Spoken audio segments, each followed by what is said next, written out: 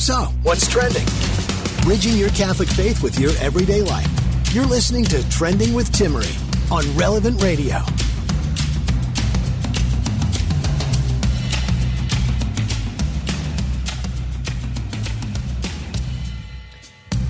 Does attending church 1 hour a week make up for all of the other things that we do throughout the week that can form bad habits, create confusion about who we are?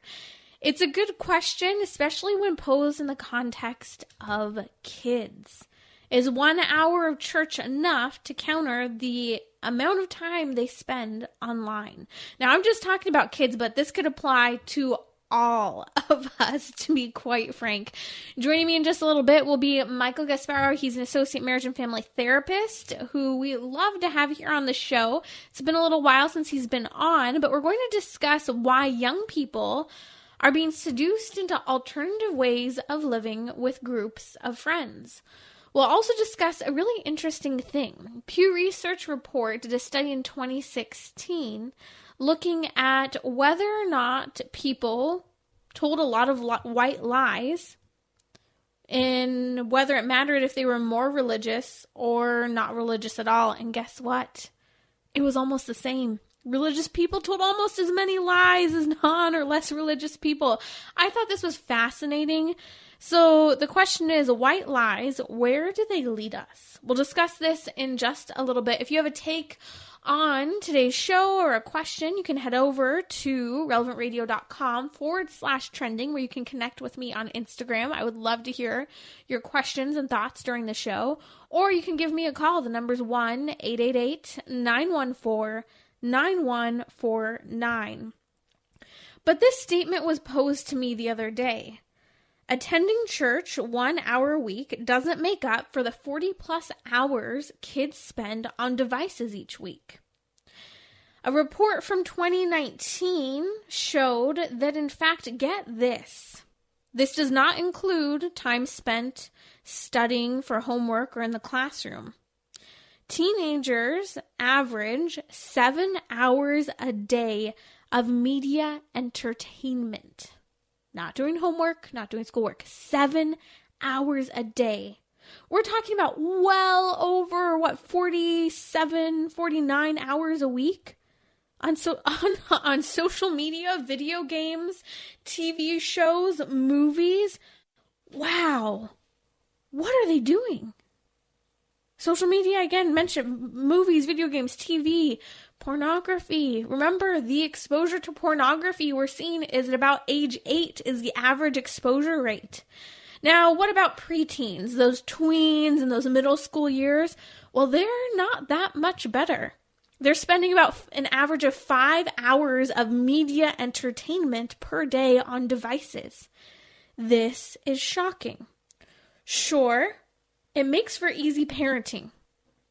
And I'd be interested to see the numbers in terms of COVID 2020, right? Because I know a lot of parents are going through this battle of what do I do? I have kids at home. I'm not necessarily able to be there as much. What do I concede? But is it easier parenting? Are they better kids for this easier parenting? I'll talk about that a little bit more in a second, but here's the bigger picture problem for the development and health of kids. Kids aren't playing with each other. They're not going outside. They're not going to the movies and the mall as often and walking around. In fact, go over to a mall. Well, yours might be closed, but go to a mall. You don't see kids walking around the mall the way you used to. In fact, kids aren't even really moving. They're living quite sedentary and isolated lifestyles. I'll repeat that. Sedentary and isolated lifestyles. This is a real problem. And if you've been following along this week, I think that this ties into everything we've been discussing. What does it mean to be human? What did Stella Morabito tell us yesterday about how the Soviet Union and their propaganda, they're using the same tactics in the gender ideology movement today. And what's it all about? Social isolation. Well, what better way to socially isolate children, young adults and adults, than to hook them up to a device. That's what's happened. This is a real problem where social isolation has made for quote unquote easier parenting, but hasn't made for better kids. And I would argue, has it really made for easier parenting? I actually disagree. Because here's the problem, and we're going to discuss this in a few minutes with Associate Marriage and Family Therapist Michael Gasparo. Parents are perplexed as their kids are choosing alternative forms of living and lifestyles. And they don't know what to do about it. They're taking their kids for anxiety, loneliness, depression, cutting. We're not even talking about some of the addictions such as pornography, poor social interaction, poor social skills. It's interesting to me. This is a total side tangent slightly, but I really do think it's related. So I went on a walk earlier this morning, and there was this odd person that parked around the corner from the house. And I looked at him and smiled and said, "Good morning." He avoided eye contact, made a really awkward interaction, didn't say anything, completely avoided me. And I thought, oh, that's kind of weird, and I totally forget about it. Well, he parked around the corner from my house, and I'm on my way back from my walk. He's standing right in front of my house across the street staring at my house. And I think, this is interesting. I'm going to walk by the house, pretending it's not mine, to see what happens. Well, he walks up to my house, is looking at the driveway, looking at the windows, and I'm calling my husband on the phone thinking, what on earth? And this kid's just hanging out in my front yard. And then I kind of start staring him down. So he crosses the street, but then is across the street staring at my house. And I'm looking at this guy thinking, okay, I'm assuming the worst right now. And I'm questioning it. Finally, after staring at him for a while, and it's a couple minutes of this, he leaves standing in front of my house and hikes it around the corner. And I wait for him to be gone to walk back home. And I'm sitting here and I'm thinking, well, do I call the cops on this guy? He could be a teenager or maybe a 20-year-old. I don't know. And I'm feeling bad thinking about calling the cops. It could be no big deal. So I jump in my car, drive around the neighborhood, trying to kind of take a photo of his car and everything. But here's the bottom line. I did end up calling the sheriff and letting them know suspicious activity. But I was talking to someone this afternoon and I said, this wouldn't be a problem had he looked at me, made eye contact, said hello, smiled, or when I walked past him on the street, if he wasn't staring at his phone and then staring at my home over and over again. So if he's being suspicious, that's on him if there's nothing going on. The problem is that there's no social skill built into young people today. And I feel bad because I just called the sheriff on this kid, basically. Yet this shows this disconnect with how we interact as people, this social isolation that someone couldn't even say hello in person. So coming back to the bigger picture and the question I asked at the beginning, does going to church 1 hour a week make up for everything else we do during the week? I have a real concern for young people today. Some parents might say, hey, yeah, I take my kid to church. We go to church every Sunday. They're there. Maybe they go to youth group, Sunday school, whatever it might be. But is that enough? What's happening at home? Are they receiving character formation, social skills, catechesis? Are they forming good habits? And I'm not just talking about kids. I'm talking about you and I as well, because we are all susceptible to this overuse of technology. I talk a lot about it, my own battle with it. And do we have this foundation, the theological virtues of faith, hope, and love? Are we praying for them? Are we praying for these gifts? And also practicing on a practical level how we can enrich faith, hope, and love in our life. What about boundaries? Do we know what boundaries are? Do kids know when they could be at risk of being physically, emotionally, psychologically exploited, and when to tell an adult? Well, I think the increase in sexual abuse, especially among young people, shows that young people don't have those boundaries. In fact, they lack patience and even resilience. I'm going to discuss resilience later on today. Did you know that there's a whole industry, like business model to help people become more resilient? Isn't this something that should be taught at home from our parents? But, millennials are eating this up with social media apps and so forth to teach them how to be resilient in friendships, relationships, at work, and so on. So what's the answer? How do we make this better? It starts with the home. It starts with taking our faith seriously and emphasizing the importance of liturgical living. What does liturgical living mean? It means living according to the great feast days that we have in the church. It means taking things such as Lent, the liturgical seasons, and Advent seriously. I've been talking about preparing for Advent. In fact, there's a whole podcast where I discuss it.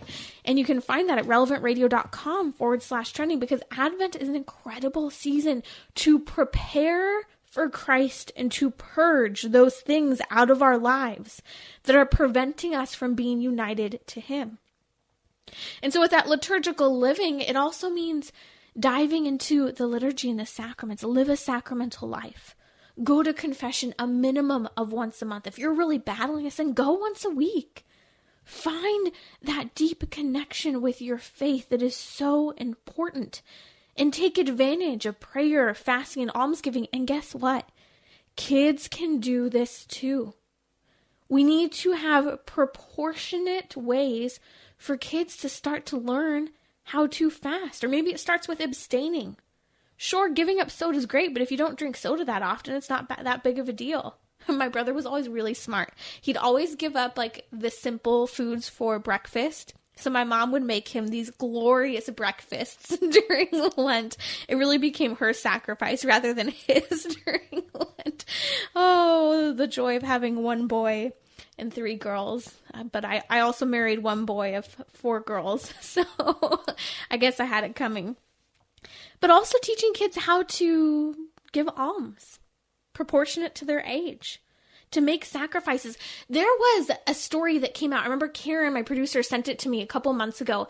And it was about this young teenage boy and how he had donated a ton of diapers to a mom in need.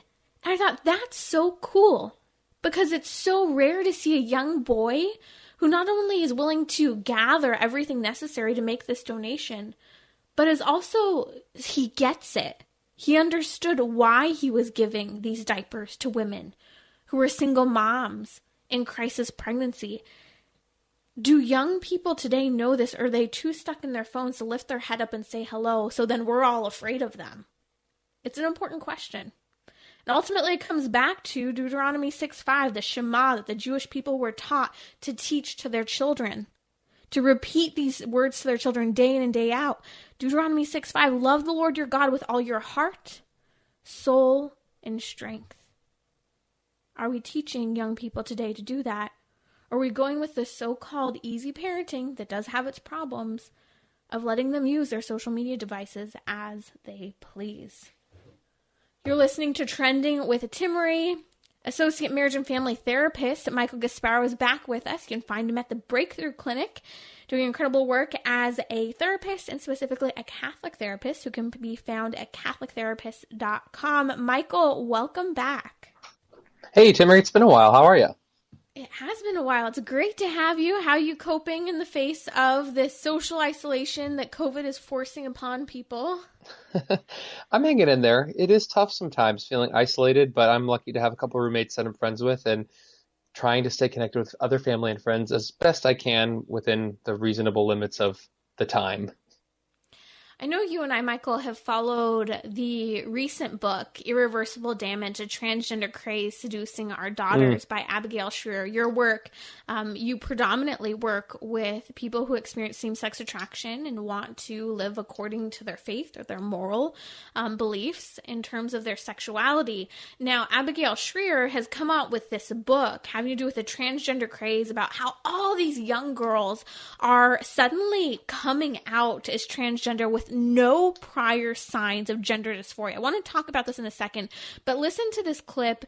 Abigail Shrier actually joined Tucker Carlson earlier this week to discuss, and this will really set the tone for the book and why it's being canceled.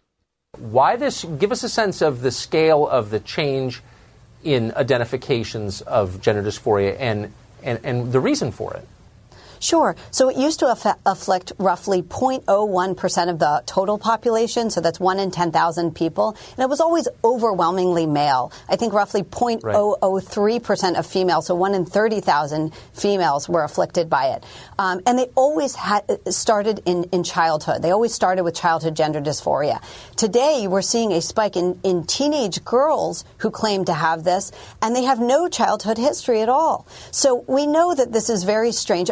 And we're now seeing 2% of high school students, most of whom are teenage girls, claiming to be transgender. So we know this is a very, very large spike that doesn't seem to make sense. And even stranger, it's clustered in friend groups. Teenage girls are coming out with their friends. So we know this is socially driven. That's Abigail Shrier. Abigail Shrier's book is being canceled. In fact, Target censored it for being a transphobic book and then put it back on the market, which is fascinating. I'm reading the book. I've heard a ton of Abigail's interviews. And Michael, the book is just steeped in social science. And it begs the question, Michael, why are young people seduced into alternative ways of living with groups of friends so often today? And I think one of the things she highlights, if I'm not mistaken, is that there are different motivations for young girls than young boys. So some of the phenomena here, too, is being especially highlighted amongst young girls on the autism spectrum. So there are a variety of causal theories as to why the spike in female transgender issues is so high. And I think that there are different emotional and psychological factors for both boys who believe they are in the wrong person as a transgender individual and girls. So that's one of the other things that really fascinates me is the differences in what drives a young person to have this kind of gender dysphoria show up in their life. It's sad because at the end of the day, you working as a therapist, I would like your thoughts on this.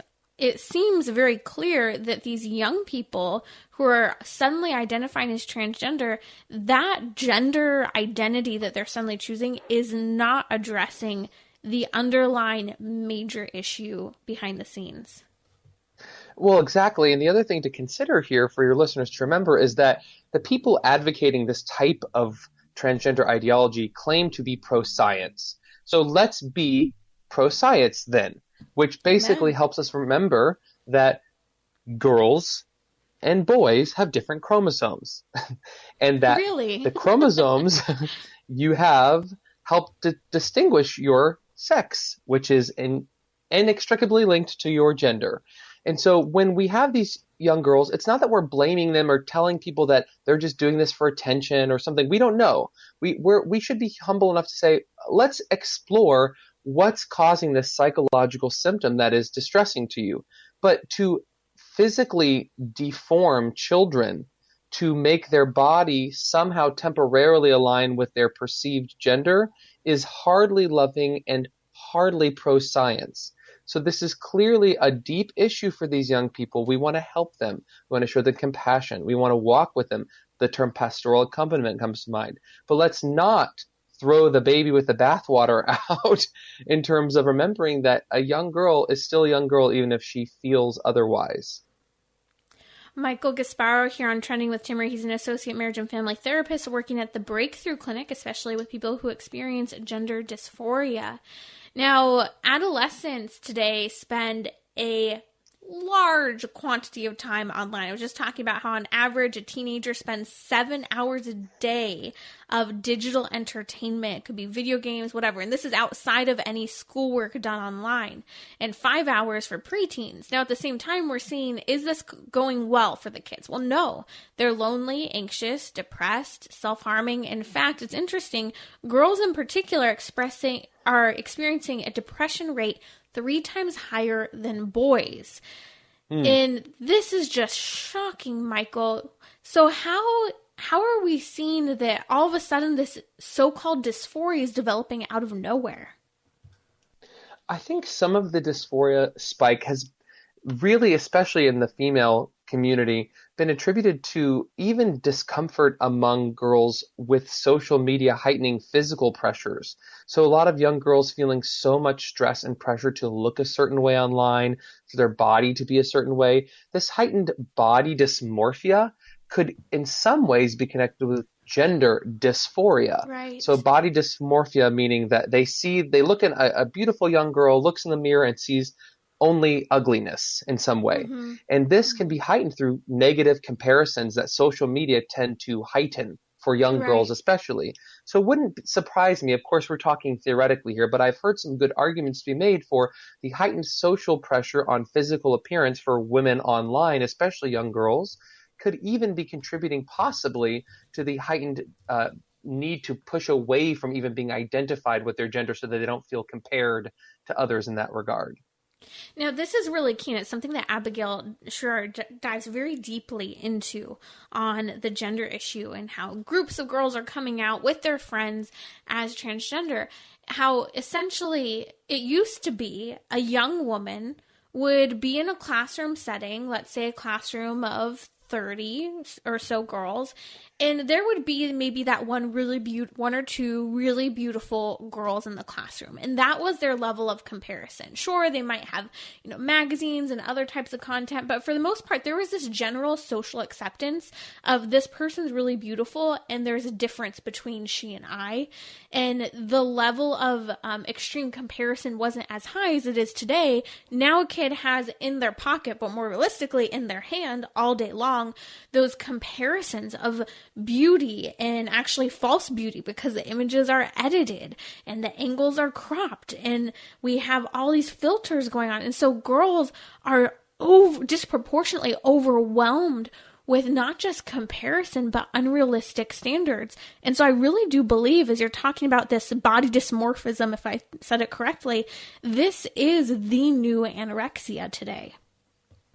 And it can affect young men as well, but from the statistics I've seen and the ones you're sharing, particularly in terms of the spike in gender dysphoria, it is impacting in depression related to online social media use young women more in this area. I'm sure that young boys or young men have their own crosses to bear in terms of the impact of social media on their lives, and that's another rabbit hole we could go down another time. But yes, gender dysphoria, I do think for young girls may be, as Abigail is arguing, connected to dysmorphia of the body. And everyone has this probably to little bits and pieces here and there where, as a teenager, you might have some insecurity about acne you have on your face. But when you overall cannot see yourself. Only? Yeah, right.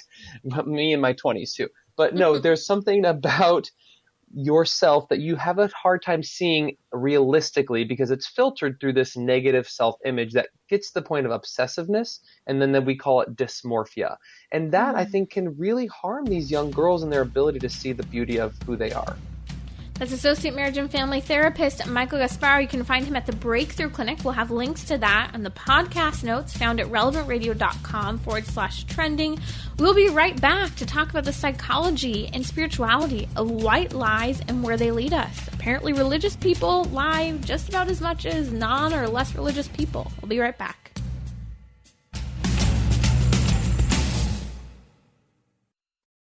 Sponsorship for Trending with Timmerie is provided by Catholic Singles, a dating app that connects single Catholics based on faith, values, and shared interests. More info at CatholicSingles.com. Bridging your Catholic faith with your everyday life. You're listening to Trending with Timmerie on Relevant Radio and the Relevant Radio app. As I've been researching the topic of religion and comparing people who practice versus don't practice anything at all, it was really interesting when I stumbled across this.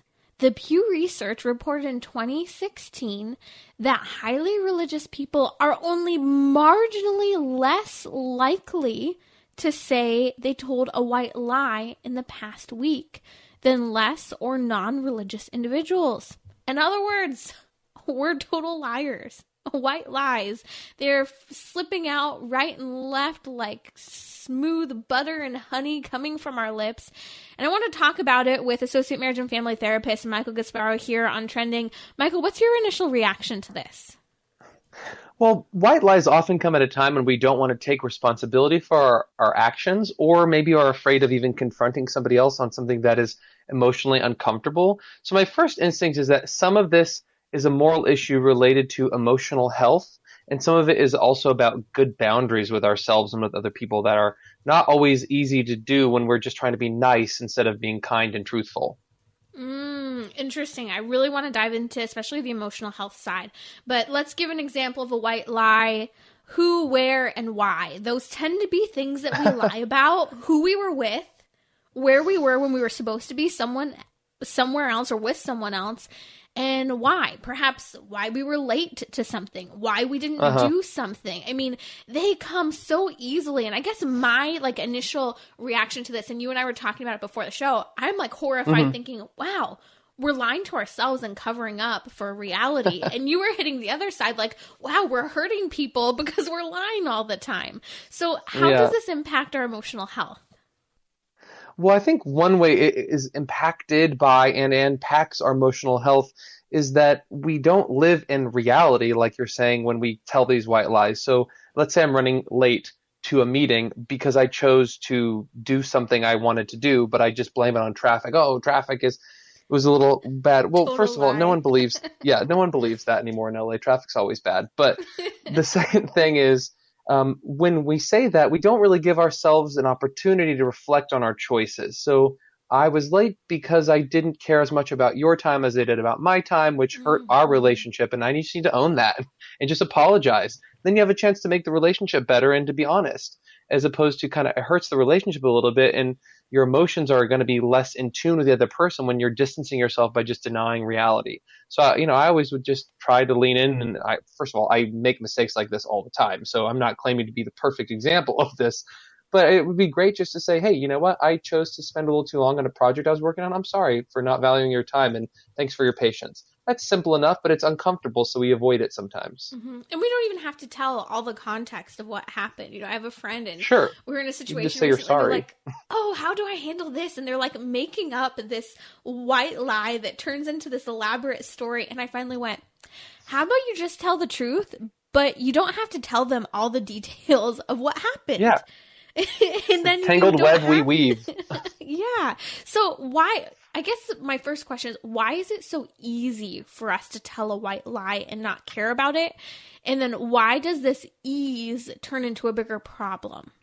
Interesting. Well, I think some people it's easier for than others. So for scrupulous people who struggle with maybe being obsessed with the letter of the laws your listeners might be aware of, that might be harder to tell a white lie about some things, but in others they might be willing to kid themselves. So, but one area that comes to mind is whenever you're telling a small white lie, it can be for either convenience of avoiding emotional discomfort with another person in a relationship or wanting to avoid admitting to yourself something you're doing wrong. So you mentioned a great thing, like when we have a white lie about somebody we're with. Well, I can think of a great example. If you're with somebody that your loving friends would be concerned about for various reasons, they're not a healthy person for you to be around, they're a bad influence for some reason, and you just kind of forget to mention it or hide that from them because sometimes sin likes to hide in the shadows and doesn't like the light to be cast on it. So it can be a way of avoiding owning up for the near occasions of sin in our life, or maybe the relationships we know aren't healthy for us. So that's one thing that comes to mind. It's a reminder to take more seriously when we're doing that examination of conscience at the end of the day. And especially, right before going to confession, have I told, simple little white lies? And I say simple because it's so easy for us to excuse them. But when we're not honest with ourselves and others, again, it can become a really big problem as time goes by. Let's talk about, because you do a lot of work in therapy with young people of all ages, actually, not just young people. What age group would you say you see maybe this line as being a big red flag? And can you give any examples?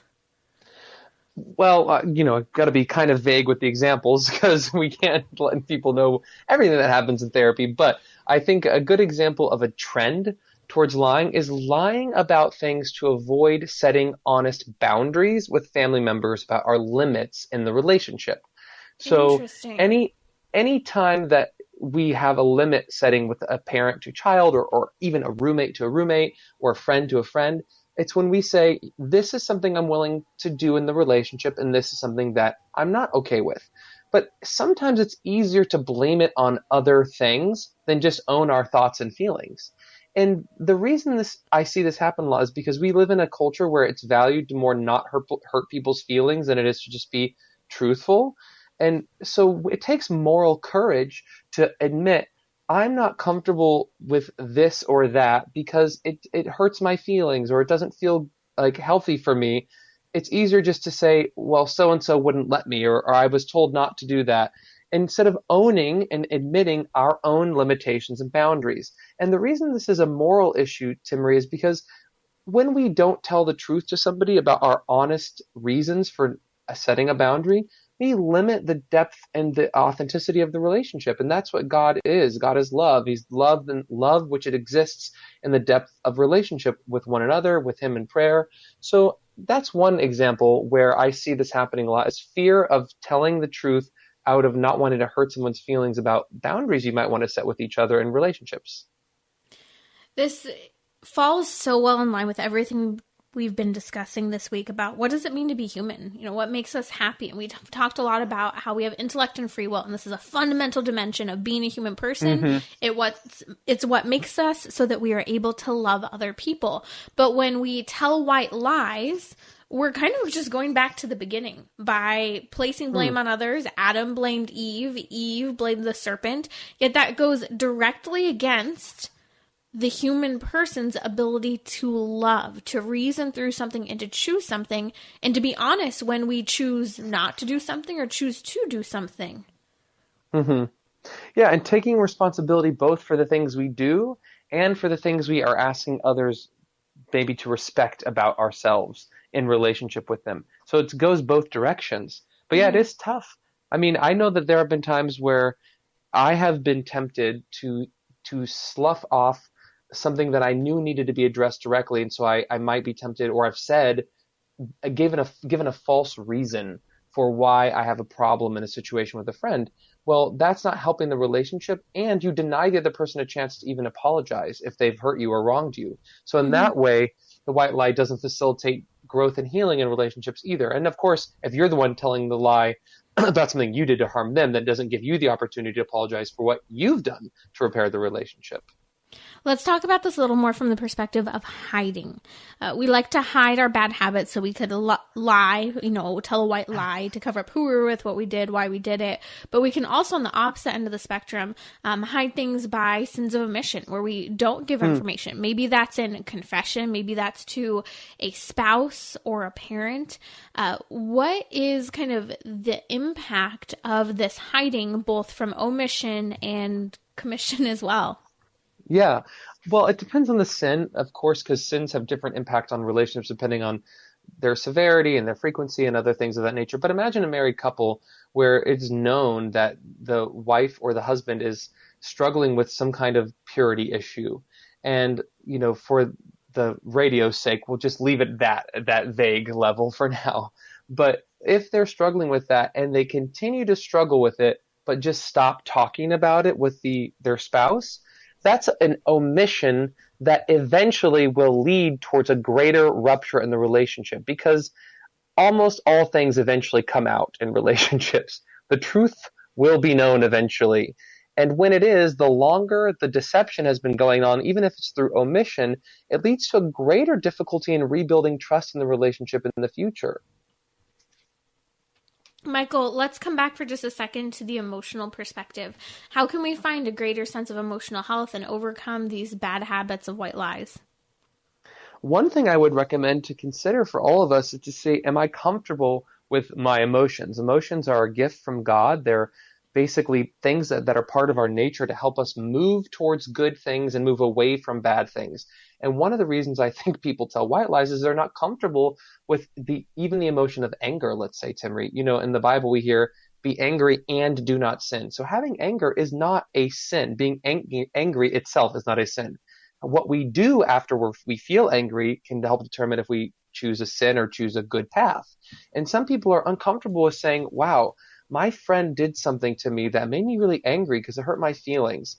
Admitting that anger we feel can help us reflect where there needs to be a boundary setting conversation with a friend. But that might risk creating conflict in a relationship. And conflict triggers our fears sometimes of not being loved or not being good enough. So one way we can get comfortable with this type of new way of looking at white lies is saying, what emotion am I feeling, and how can I use my intellect, like you highlighted, Timmerie, and my will to guide what to do next after I feel this emotion? Instead of being afraid of having these conversations with friends or setting boundaries, how can I let my intellect and will guide me instead of the emotion driving what I do? Michael, this is great. It sets us up for the next topic, that is resilience. How can I become more resilient?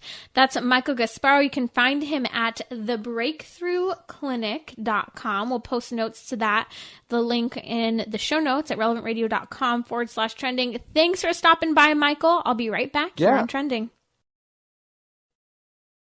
The Relevant Radio studio line is sponsored by Catholic Order of Foresters. Information about employment opportunities and their flexible premium life insurance plans are available at relevantradio.com/forester. So, what's trending? Bridging your Catholic faith with your everyday life. You're listening to Trending with Timmerie on Relevant Radio and the Relevant Radio app. I love our liturgical seasons. I can't say this enough because I'm already talking about Advent. We talked about it a week ago, preparing for Advent. This is the time to work on our character because who we are matters. If you haven't listened to the podcast on preparing for Advent, go for it. Make a plan, write it down, because this is a special season. Along with the week, I talk about living liturgically and that being a part of our character formation of who we are as people.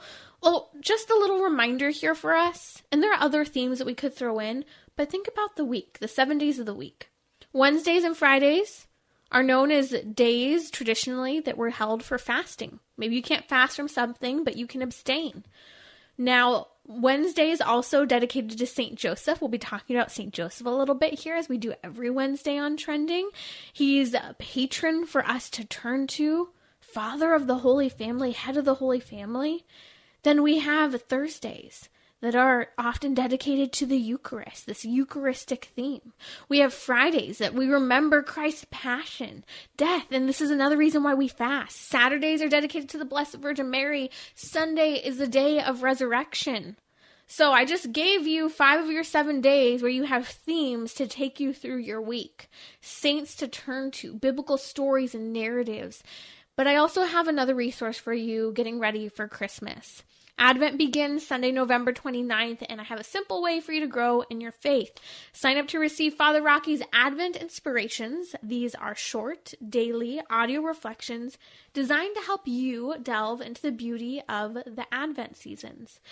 The reflections are emailed to you each morning throughout Advent. They'll help you to start the day with a smile and give you something to ponder. So sign up now for Father Rocky's Advent Inspirations. Just head over to relevantradio.com/Advent or pull it up on the banner on the Relevant Radio app. So Wednesdays, I like to talk about issues relating to men and St. Joseph. And I was listening to a retired Lieutenant Colonel Dave Grossman the other day, and he made this statement that really stood out to me. He said, "Faith is the pillar of resilience." We live in a culture that truly lacks resilience. We're just talking about white lies, and Michael was mentioning part of this has to do with kind of this lack of emotional maturity, where we kind of just lie because we're not comfortable with how we feel or certain situations. So we lie and make things up, trying to make it seem better or different than what it really is, or we try to hide who we are. At the same time, we see there's this frustration with regard to men in the culture. Women talk all the time about toxic masculinity, but I don't really hear them saying enough about how a lot of men struggle to be resilient. That is that just mental, emotional, and physical toughness that is so admired as a part of masculinity. But I'm not just talking about men.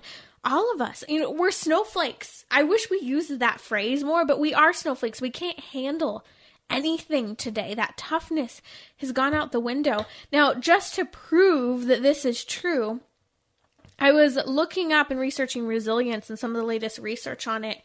And as I was looking it up, I came across this website, hellodriven.com. Did you know there is a whole industry industry dedicated to helping people become resilient? Think about it for a second. We have a difficult time coping.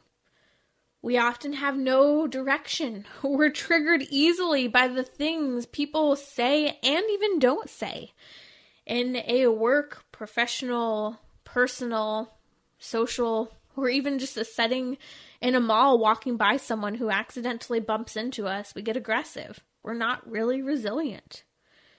And so as I was looking at this hellodriven.com, they have a whole app that helps millennials in particular become more resilient. They're all about resilience training and really creating that virtual coach for resilience. This is something we should be learning as little kids.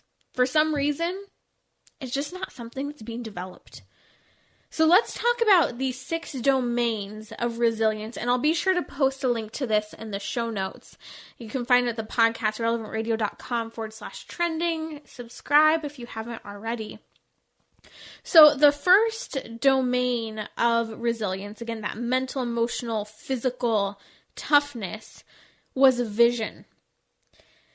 And when it talked about vision, it talked ultimately, behind the scenes, what I saw was faith. That with vision, you have purpose, goals, and a personal vision for yourself. And when you have that, you have a clarity in terms of who you are, what you're doing, where you're going. It makes it more clear when you face difficult situations of, okay, this is who I am in this situation, and who I am doesn't change. I'm consistent because I have a consistent vision for who I am, what I do, and where I'm going. So that allows me to stay focused, and it allows me to have a consistency of character. This is really important. I think that this is why retired Lieutenant Colonel Dave Grossman talks about how faith is a pillar of resilience. Because if we don't have that foundation of our faith, understanding that God created us, He made us to be with Him, He loves us unconditionally, well, then we have no rule of life. We have no goal. We aren't going anywhere. And so this first domain, which is ultimately faith, but they talk about it as vision, is fundamental for anyone to have resilience, that toughness of character. And I think that we need to remember that, because we can go to all of these different, become the best version of yourself, become more resilient, stand up when you feel like you're being bullied in the workplace and find greater satisfaction. Well, if we don't have faith, we're going to have a hard time finding that clarity, strength, purpose, and goal to endure what we have to endure in life. The second domain of resilience that they lay out here is emotional composure. So this has to do with how we react to things emotionally and trying not to allow our emotional reaction to something to cloud our thinking. For example, someone could bump into you as they're at the mall, and you could get really angry and say something really rude. And then you turn around as you've already said something rude and you realize, oh, that was a little kid. And then you kind of start to get a little embarrassed. You go, wow, I'm not really, I'm not really capable of kind of composing myself, keeping that emotional composure, staying calm. And I think this is a really good example, because how easy is it for us, someone cuts us off in traffic, not that that's ever okay, but we don't know what's happening in that other person's life. Something could happen, for example, maybe your boss comes into your office and says, hey, I need to talk to you tomorrow morning. Oh boy, there's a storm until that next morning meeting, until you realize it's really something quite simple having to do with your schedule. You're not getting fired. You're totally fine. But emotionally, you have been a wreck ever since he said, I need to talk to you the day before. And so this emotional composure could be shown in a lot of different examples, but it's being calm even in the face of change, crisis, our own personal discomfort. It's being calm with the small things to help us be calm with the big things as well. This is a really big problem because we see high levels of anxiety in our current culture. I've mentioned it earlier today, among young people in particular. There's this lack of emotional awareness, particularly because we are so attached to our devices. We don't even acknowledge the emotions that are truly storming in at us because we're so entrenched in our device. Sometimes we can't even recognize why we're angry. Maybe it's because our eyes are tired because we've been looking at a screen for so long. Or we've been looking at the screen for so long we forgot to eat lunch. Come on, you know you've done it too. So how do we regain a sense of emotional composure so that we can strengthen our resilience? Well, it starts with taking a deep breath. Putting both feet on the ground and pushing your feet into the ground and recognizing I'm a body and a soul. And my body is connected to this world and needs to disconnect at times from situations, technology, and so forth in order to reconnect with my body. It could be walking outside and getting some fresh air. Or remembering we're social beings, talking it out with someone. Going, hey, I feel this way, and reasoning through what's going on.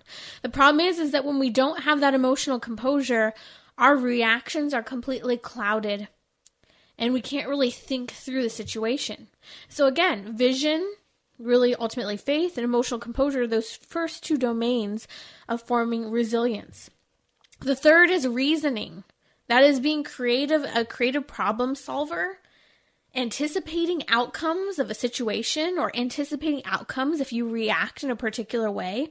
It's all about knowing the context that you're in, knowing the people around you, and what is appropriate, proportionate, and disproportionate to those circumstances, and then becoming resourceful even within that context.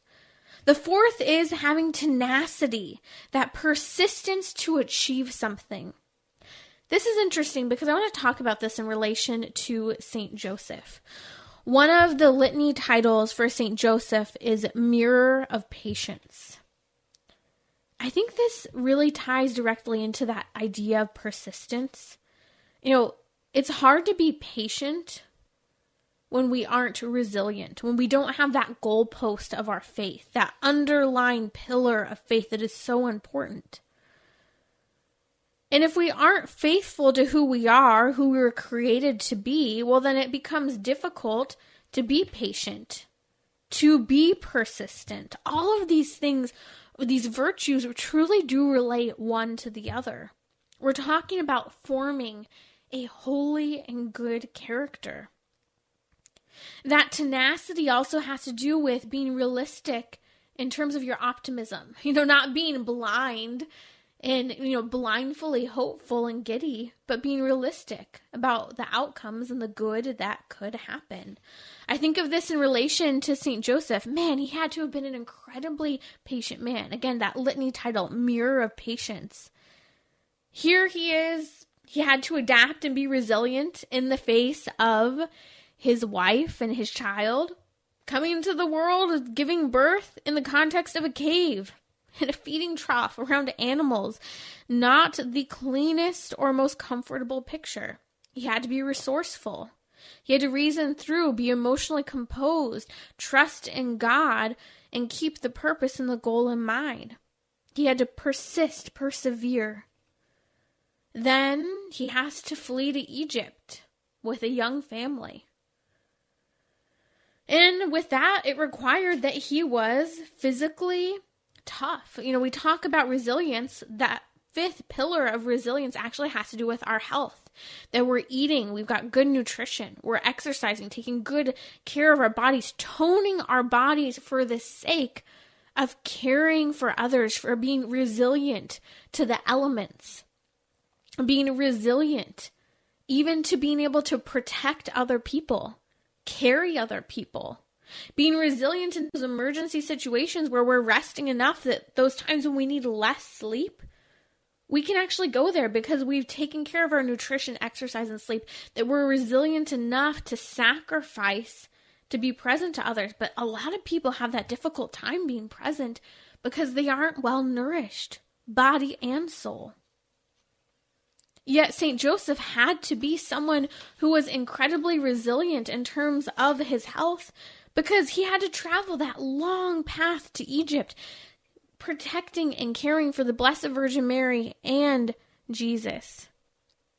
Then he had to be resilient in the context of losing Jesus for 3 days in the temple and not knowing where he was, having to adapt, to search, to find, to discover, remaining somehow emotionally calm in the face of not just losing your child, but losing the Son of God, God himself, who was entrusted to him. In that sixth dimension, that sixth important domain of resilience is collaboration, recognizing that we are social creatures. Again, this comes back to our faith. Our faith is a pillar of resilience because from our faith we understand that we are created in God's image and likeness. We're created for love, to have relationships and interactions with others. This requires a give and take in terms of how we support each other. It gives us a safety net for what we stand for. We're talking about social isolation a lot this week on the show. Well, how do we overcome social isolation, political correctness, gender identity, identity politics? It comes from this sense of resilience. It comes from that collaboration, recognizing we're social beings and we need to have that connection to other people to fall back on when we're nervous because something we said offended someone. To fall back on when we need to be nourished in our faith, reminder of the importance of health of body and soul.